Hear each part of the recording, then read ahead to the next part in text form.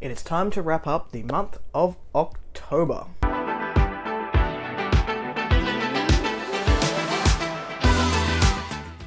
Hello everyone, welcome or welcome back to A Fictional Escapist. My name is Kris, and today's video is my October 2022 wrap-up.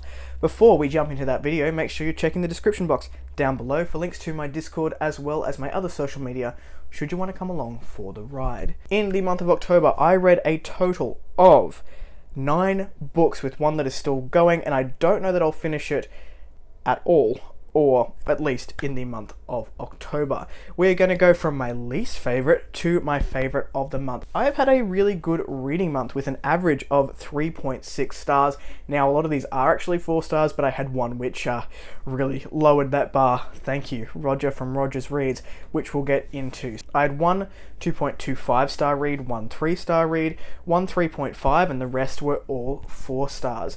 So that first book, the 2.25 star, now I think that rating is fairly generous, but I'll get into why I gave that rating for that book, because I didn't actually rate it on Goodreads. This was The Haunted HooHaa by Carlton Mellick III. This was a bit of a joke buddy read that I did with Roger, and to see if it was good or awful, having a feeling that it would err on the side of the latter. But I will say that even though it was not great, it wasn't the worst thing that I'd ever read. Without going into the plot too much, basically this person is in a relationship with somebody else, and there is haunted, so he crawls into it to find the reason for the haunting, and it's a little bit nuts. And because it was so weird and so abstract, I didn't actually hate the plot of it, because I do quite like abstract horror, and I think this played into it really well. The other thing that I didn't hate was the pacing of it. I think it was quite well paced. It was only something like 76 pages, and I don't think it would have benefited from being any more, but it was still quite a fast read. Everything else, awful. Just not great, but the plot itself and the pacing were enough to give it that 2.25, but everything else scored on my own scorecard very low. So I feel like that's a fairly generous rating to give The Haunted by Carlton Mellick III. Jumping into my 3-star read, this was The Bird Eater by Anya Alborn. Remembering that in my personal rating style, a 3-star read's not a bad book. It was just an okay book. I'm glad I read it, but I probably won't go back to it ever again or think about it all that much. I can honestly tell you I haven't thought about it a great deal since putting it down.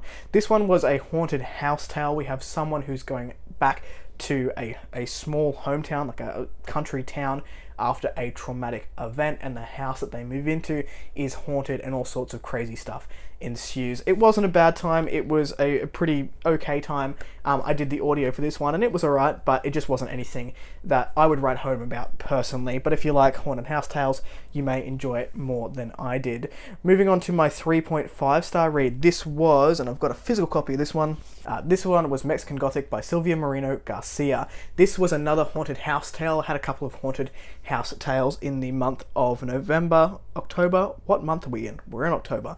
And it was okay. I gave this one a 3.5. I quite liked the prose. This is very much a gothic horror, a suspense novel. It's very slow burn, but the prose was beautiful. That was probably my favorite part of this book, is Silvia Moreno Garcia can write, and the prose was poetic and lovely. This follows Noemi Taboada. I hope I pronounced that correctly. I listened to the audio, so we should be okay, who receives a letter from her cousin in a house called High Place, basically asking her to come and to help her because she's been quite ill. When Noemi gets to this house, there are a lot of rules surrounding what she can and cannot do, and she starts to question why. And there are good reasons why these rules are in place, but you'll have to read it to find out. Jumping into the 4-star reads, the first one I had was Nightmare Tenant by a friend of mine, Richard Holiday. This is another haunted building tale. We have a old building which has been quite decrepit and desolate for a long time, and a developer has come in and built it up. A whole bunch of new people have moved in and started to realize that, hey, this was left alone for a long time, for a reason, and madness ensues there. This was super fast paced. The characters acted in ways I probably would have acted in that same situation, which made it authentic, and it was just a highly entertaining read, and I had a good time with it. Moving on from there, another 4-star read I had is I snuck in Frankenstein by Mary Shelley. I think I listened to the 1836 edition rather than the 1818, whatever the revised edition was the one that was free on Audible. So I picked that up, I had a bit more listening time, so I thought I would give that one a go. I will say that it wasn't what I expected, but it was beautiful. The prose is very indulgent, very flowery. If you're someone who likes modern literature and gets annoyed when things take a long time to get to the point, this one's probably not going to be for you if you haven't picked it up yet, but I quite liked that indulgence and that exploration of themes that happened within the first sci-fi novel that was ever written. Arguably, this was the first sci-fi novel that was ever written. I think a lot of the themes that Shelley mentions in Frankenstein and are explored in Frankenstein are still very relevant today, which made this story, you know, so beautiful to experience from something that happened in the 1800s. And Mary Shelley was like 19 or 20 when she wrote this, which is just incredible. But if you haven't read it and you do like some indulgent prose, then I would highly recommend it. Just go in knowing that it may not be what you thought it was. I didn't think it was overly spooky or scary. There was definitely some undertones of horror elements in there, but yeah, had a good time. Moving on from there, I finished Iron Truth. I should have started with that because I did start that one in, I think I've got the right book, I can't see it. I did start this one in September for Sci-Fi September, but I just couldn't make it work to finish it off. It is a very heavy book, and when I say heavy, I mean there are a lot of plot elements happening and character elements within this book, which makes it quite a dense read. I'm not talking that it's hard to grasp or hard to read, but because there is so much going on, it did take me a little bit longer to get through this one.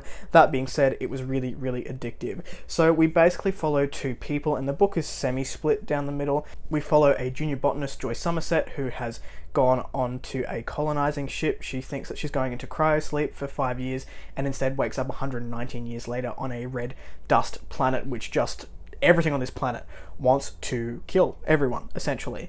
And then we have Casimir, or Constant Casimir. He is a veteran of the new wave of military force within this world, and he has also been sent to the planet to recover another ship. So it was an interesting blend of horror and sci-fi. I think those two elements worked super well in the Iron Truth, and I had a great time with it.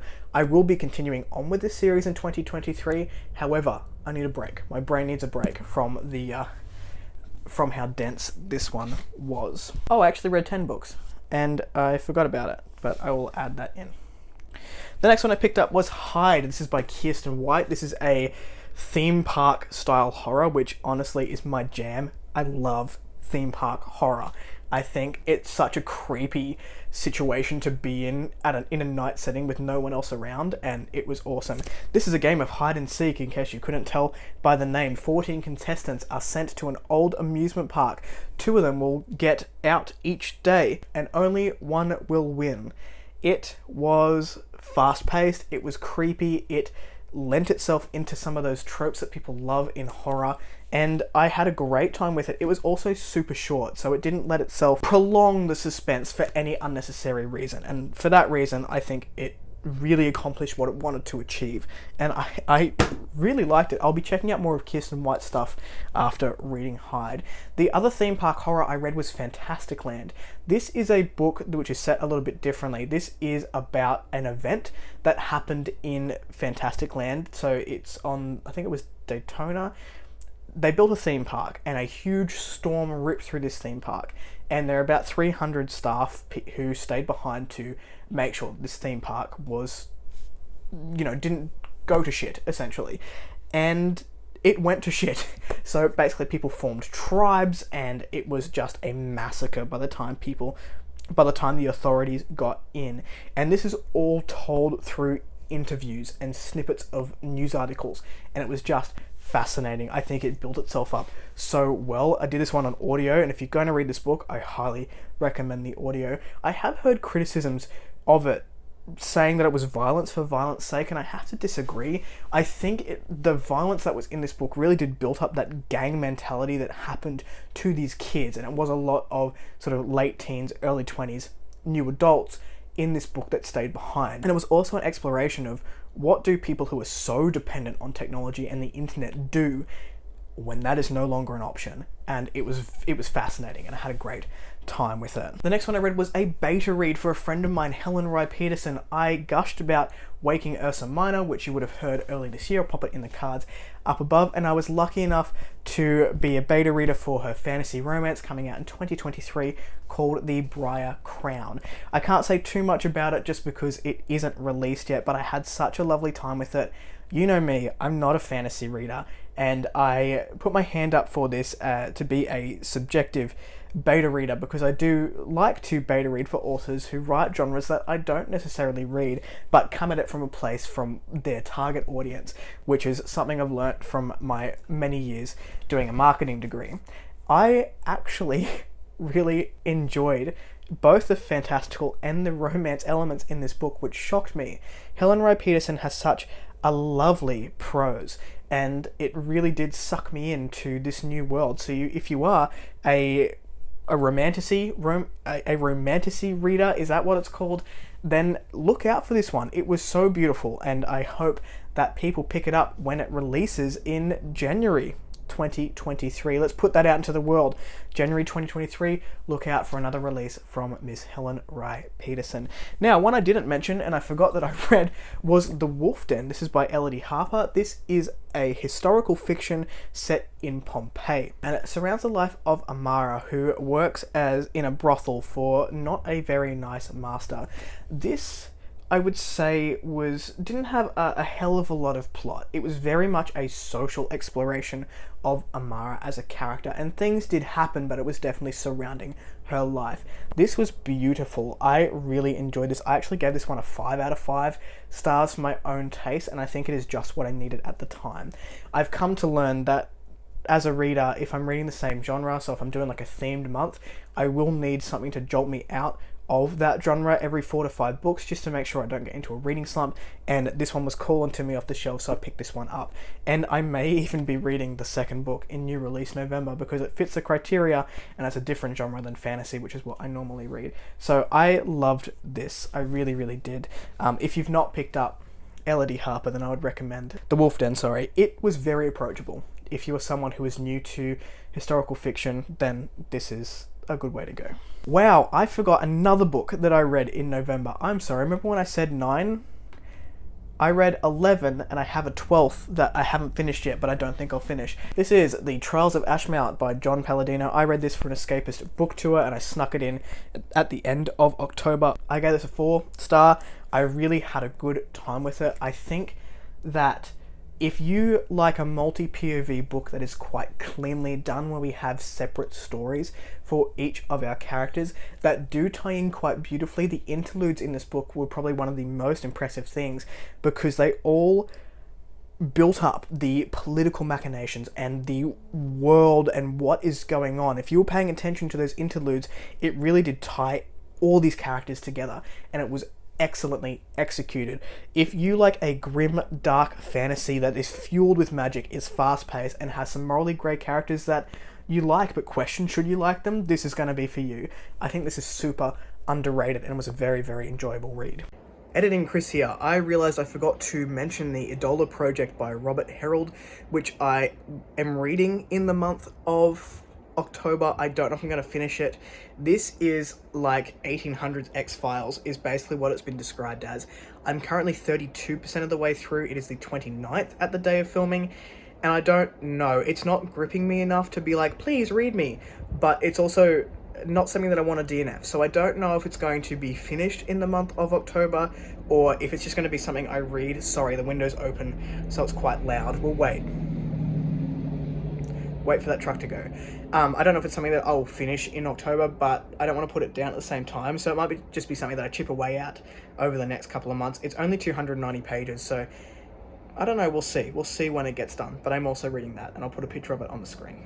So I ended up reading more books than I thought that I prepared on the laptop here, so there you have it. What did you read in the month of October? Let me know your favourite read of the month in those comments down below. If you like the content, give it one of those. If you want to see more of it, click subscribe at your will. I'll catch you in the next video. Ciao.